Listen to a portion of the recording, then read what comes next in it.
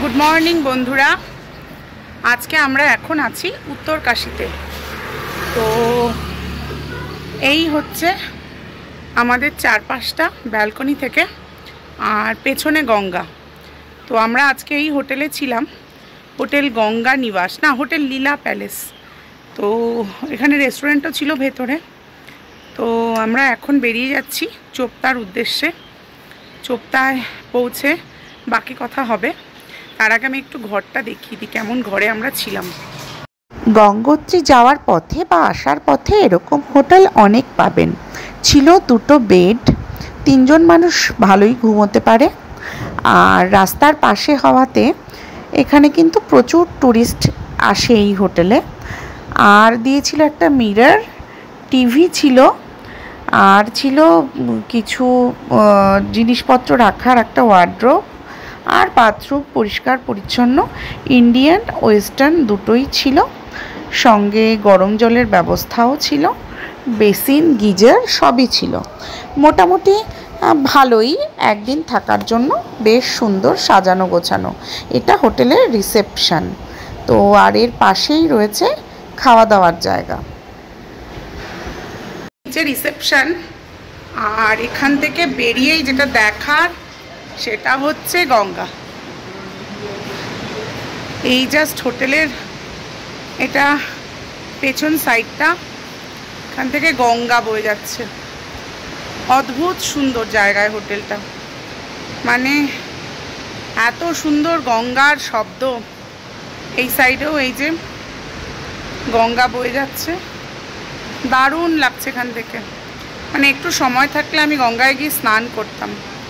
তো যেহেতু আমাদের অনেকটা জার্নি করতে হবে, তাই সেটা আর পসিবল হচ্ছে না। তা এত সুন্দর লোকেশান, ও ছেড়ে যেতে ইচ্ছে করছে না, ছেড়ে যেতে ইচ্ছে করছে না। তবুও হয়, ছেড়ে যেতে হয়। তাই আমরা এই হোটেল ছেড়ে যাচ্ছি। হোটেল ছাড়ার আগে গঙ্গার কিনারে দাঁড়িয়ে খানিক বিশুদ্ধ অক্সিজেন নিয়ে নিলাম। এরপর দীর্ঘ চলার পথ। আমরা উত্তরকাশী থেকে একটা শর্ট রুট ধরে তেহেরি ড্যাম হয়ে পৌঁছে যাব শ্রীনগর হয়ে রুদ্রপ্রয়াগ। আজকে আমরা পুরোটা দিন জার্নি করব। এদিকে আমাদের হোটেলের পেছনের গঙ্গা, সেই গঙ্গাকে সঙ্গে নিয়ে আমরা এগিয়ে চললাম তেহেরি ড্যামের দিকে। এখানে গঙ্গা কিন্তু খানিকটা চওড়া, তবে গঙ্গায় বাঁধ দেওয়ার জন্য এই জায়গায় জলের স্রোত কিন্তু খুবই কম। ভাবলে অবাক লাগে এইটুকু গঙ্গায় আমাদের কলকাতায় এসে কি সুবিশাল চওড়া বিরাট গঙ্গার রূপ ধারণ করেছে। তো এই দেখতে দেখতে আমরা চললাম তেহেরি ড্যামের দিকে। তো আমরা ওই সকালবেলা উত্তরকাশী থেকে বেরিয়েছি 10:30 নাগাদ। তারপরে তো দীর্ঘক্ষণ চললো গাড়ি। এখন বেলা 1:30 বাজে। তো আমরা টিফিন ব্রেককে নিয়ে দাঁড়িয়েছি এখানে। তো এখানে দুপুরের লাঞ্চটা করে নেব। চারপাশের লোকেশনটা ভীষণ সুন্দর, তো সেই জন্য এখানে দাঁড়ালাম। এটা ওই চামলির কাছাকাছি, বদ্রীনাথের রাস্তায় উঠে গেছি। তো এখানে যা হয় অ্যাজ ইউজুয়াল খাবার, মানে ওই পনিরের তরকারি, ডাল আর রায়তা, আর হচ্ছে এই শসা, আর একটা আলু সেদ্ধ দিতে বলেছি, মেখে নেওয়া, কারণ এরা আলু সিদ্ধ মাখতে জানে না। তো এই হচ্ছে দুপুরের লাঞ্চ। তবে চারপাশের মানে ভিউটা খুব সুন্দর। আর হচ্ছে আজকে খুব ওয়েদারটা মেঘলা, একদম মুখ গম্ভীর হয়ে আছে, একদম রোদ নেই। তো দেখা যাক আমরা কতটা জার্নি করতে পারি আজকে। তবে পাহাড়ের সব খাবারই সুস্বাদু, সে আইটেম যাই বানাক না কেন, ডাল আর রুটি হলেও সেটা এত সুস্বাদু যে মাছ মাংস খাওয়ার কোনো ইচ্ছেই হচ্ছে না। তো খাবারের রিভিউ আর দেওয়ার কিছু নেই, সব খাবারই ভালো এখানে। তো দেখা হচ্ছে খাওয়ার পর। এই পুরো রাস্তাটাই কিন্তু গঙ্গা আমাদের সঙ্গে সঙ্গে চলেছে। উত্তরকাশীতে যাওয়ার পর গঙ্গা আলাদা হয়ে যায়, তেহেরির রাস্তা আলাদা। তো তো আমরা উত্তরকাশী থেকে বেরিয়ে এখন বদ্রীনাথের রাস্তায়। বদ্রীনাথের রাস্তাটা কিন্তু ভীষণ বড় করেছে, মানে 6 লেন রাস্তা, দারুণ আসছিল গাড়ি। তো আমার গলা না পুরো চোখড হয়ে গেছে ঠান্ডায়। তো আমরা এখন একটা জায়গায়, এই চামোলি ডিস্ট্রিক্টের ঠিক আগে একটা জায়গায় দাঁড়ালাম। লোকেশনটা খুব সুন্দর দেখে এখানে খাবার অর্ডার করেছি। তো বসে আছি, এক কাপ চা প্রথমে নিয়েছি, কারণ চা ছাড়া আমার চলে না। সে ভাত খাওয়ার আগেই হোক আর পরেই হোক। তো চা খাচ্ছি আর চারপাশের ভিউ এনজয় করছি। আর ছেলে কি করছে? গেম খেলছি। গেম খেলছে।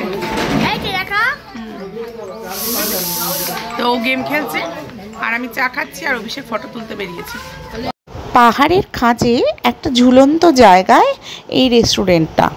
আর রেস্টুরেন্টের ব্যালকনিতে বসে চারপাশটা যেরকম দেখাচ্ছে সেটা হলো ঠিক এরকম। তবে আকাশ এদিন পুরো মেঘলা থাকায় চারপাশটা একটু ধোয়া ধোয়া লাগছিল। তবে এরকম দৃশ্য দেখতে দেখতে খেতে বেশ লাগে। তো আমরা উত্তরকাশী থেকে বেরিয়ে অনেকটাই চলে এসেছি, এখন বদ্রীনাথের রাস্তায় উঠে গেছি। তো এখন আমরা সেই টানেলের কাছে আছি, যেই টানেলের কাজ করতে গিয়ে বহু লোক আটকে গেছিল। খবরে বারবার এসেছিল যে এই মানুষগুলো শেষ পর্যন্ত বাঁচবে কিনা। যদিও দুপাশের ধসে দুপাশ রাস্তা আটকে যাওয়ায় ভেতরে আটকে গেছিল মানুষরা, কিন্তু শেষ পর্যন্ত সরকারের তৎপরতায় সব মানুষরাই উদ্ধার হয়েছিলেন। এখন আমরা এসে পৌঁছেছি তেহেরি ড্যামে। তেহেরি ড্যামের কথা তো সর্বজন বিদিত।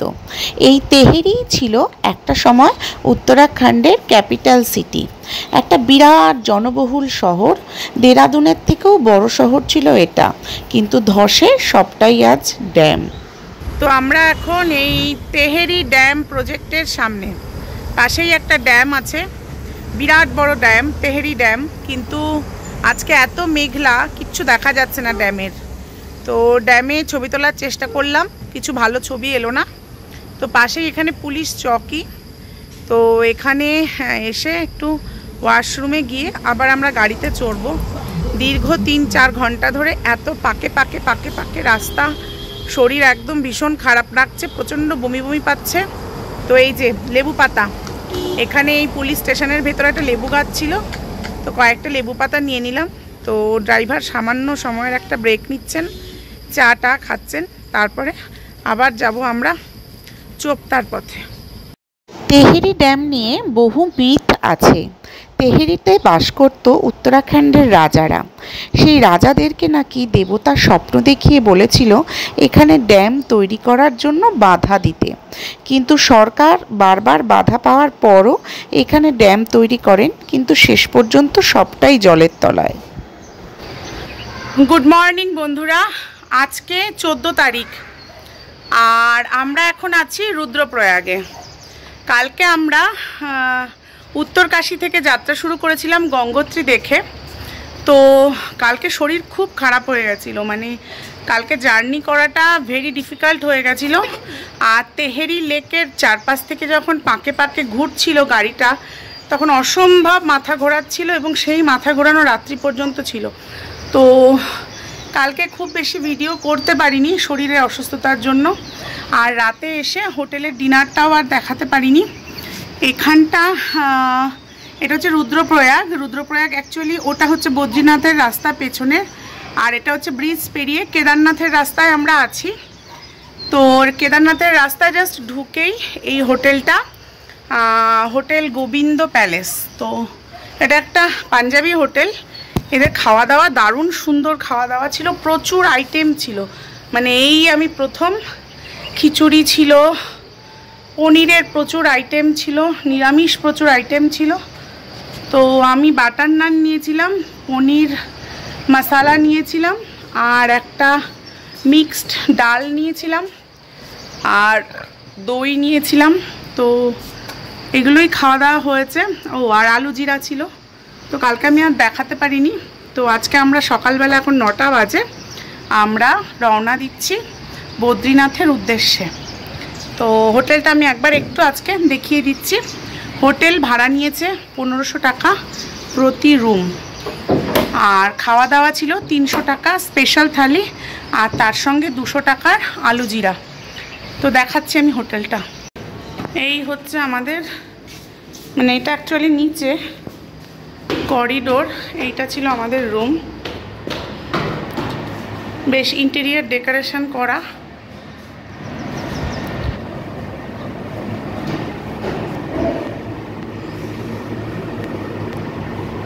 এখানে একটা ক্যাবিনেট ছিল সব কিছু রাখার জন্য। এই পাশে একটা টিভি ক্যাবিনেট আছে, এখানে একটা মিরর আছে, মিররের সঙ্গে ডাস্টবিন ছিল, আর এইটা জামা কাপড় রাখার একটা ক্যাবিনেট ছিল।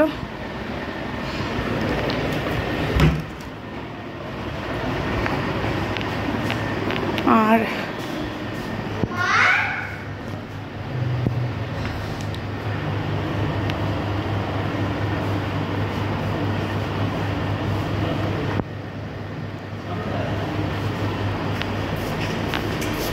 এই হচ্ছে অলকানন্দা নদী।